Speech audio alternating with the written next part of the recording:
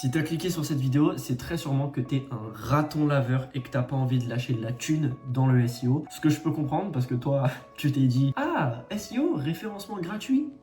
Bon, alors référencement gratuit, je sais pas si les gens ils disent encore ça. Genre, moi j'entendais ça à l'ancienne. Je sais pas si ça se dit encore, dites-le moi dans les coms si ça se dit encore. Mais voilà, vous avez peut-être entendu référencement gratuit et vous vous êtes dit ok, moi j'ai pas de thune, vas-y, je vais aller là-dedans et ça va me faire du bien. Sauf que t'as vu, tu t'es dit allez, j'ai besoin d'un outil pour faire mon SEO. Ok, c'est quoi le meilleur outil SEO? Ah, SEMrush, ok, c'est quoi? 120 balles par mois? Non, ma gueule, 120 euros par mois. Et ouais, bah oui, voilà, c'est ça. Donc aujourd'hui, en fait, si t'as pas 120 euros par mois à mettre dans des outils SEO, il y en a qui disent que c'est compliqué d'en faire. Sauf que, évidemment, moi aussi, je suis un clochard. Moi aussi, je suis un rat. Moi aussi, je suis un étudiant sans argent. Voilà, donnez de l'argent, s'il vous plaît. Donc, dans cette vidéo, je vais te donner tous les outils gratuits que j'utilise. C'est pas que moi qui l'utilise. Voilà, je suis pas le seul con sur Terre à les utiliser. Il y en a plein d'autres. Donc, dans cette vidéo, je vais pas juste te dire n'importe quoi. C'est pas juste des astuces de clochard. C'est des outils gratuits que même des gens qui ont de la thune utilisent, ok? Donc, c'est parti pour la vidéo. Ok, le premier outil à utiliser, c'est le plus important. C'est celui que j'utilise le plus quand je fais du SEO sur un site. C'est la Google Search Console. Alors, c'est pas utile pour construire une stratégie SEO à proprement parler sur un nouveau site, mais par contre, c'est très efficace pour suivre votre stratégie SEO parce que vous avez en fait un suivi du positionnement de vos mots-clés. Quelle page performe le plus? Quel mot-clé performe le plus? Quel clic est-ce qu'il y a par rapport à ces requêtes? Quelles sont les impressions que vous avez? Le taux de clic par rapport au taux d'impression? Enfin, franchement, il y a quand même des données qui sont extrêmement cool et surtout qui sont extrêmement fiables parce que Google Search Console, c'est un outil de Google. Donc voilà, en plus, vous le liez à votre site et c'est quand même plutôt pratique. Et même,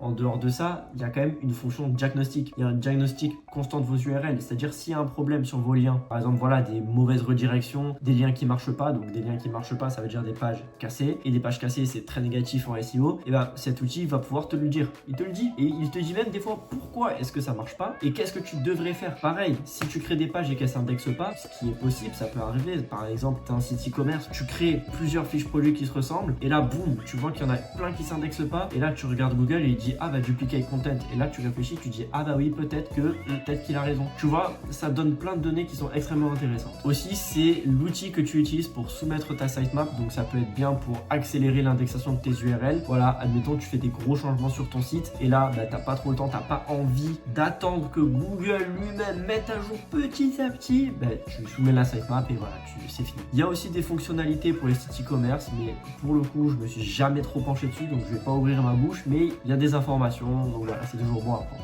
Deuxième outil, lui je vais pas passer 20 ans dessus parce que pour moi il ressemble beaucoup à Google Search Console, c'est Google Analytics. Alors quand je dis qu'il lui ressemble beaucoup, c'est uniquement pour la fonction suivi des performances, même si Google Analytics propose des analyses un petit peu plus poussées, mais en soi c'est un truc qui est important, mais en SEO pas forcément parce que voilà, bon bah Google Analytics ça vous donne des informations sur le parcours utilisateur, sur les utilisateurs en eux-mêmes, mais niveau SEO c'est pas forcément le truc le plus utile, mais je le mets quand même parce que c'est un outil gratuit déjà proposé par Google et qui peut vous permettre de définir un portrait type de vos clients et pourquoi pas mieux comprendre l'intention de recherche pour de futures pages. Ça peut être intéressant. Troisième outil, celui-là c'est encore un outil de Google, c'est Keyword Planner. Donc ça en fait, on utilise particulièrement l'outil de planification des mots-clés. Donc en fait, ça vous permet de voir le volume de recherche des mots-clés global en gros et c'est quand même plutôt pas mal pour faire une recherche de mots-clés, sachant que c'est fait à la base pour des Google Ads, donc des publicités payantes, mais vous pouvez l'utiliser pour des fins gratuites. Donc voilà, c'est plutôt cool si vous faites une recherche de mots-clés. Pareil pour la recherche de mots-clés et tout le reste, on peut utiliser ChatGPT. ChatGPT c'est pas mal, bah, déjà comme je vous ai dit, pour faire une recherche de mots-clés, pour créer un cocon sémantique, je fais référence à une de mes anciennes vidéos. Ensuite c'est utile aussi pour vous aider à rédiger votre contenu, pour optimiser vos pages, etc. Ensuite il y a l'outil gratuit d'Ahrefs pour les backlinks, donc ça c'est un outil qui est en ligne, vous mettez le lien de votre site ou d'un autre site et il vous dit son autorité et tous les backlinks que vous avez avec un score sur ces backlinks. C'est très intéressant pour voir l'évolution de votre stratégie de netlinking et pour évaluer aussi les autres parce qu'il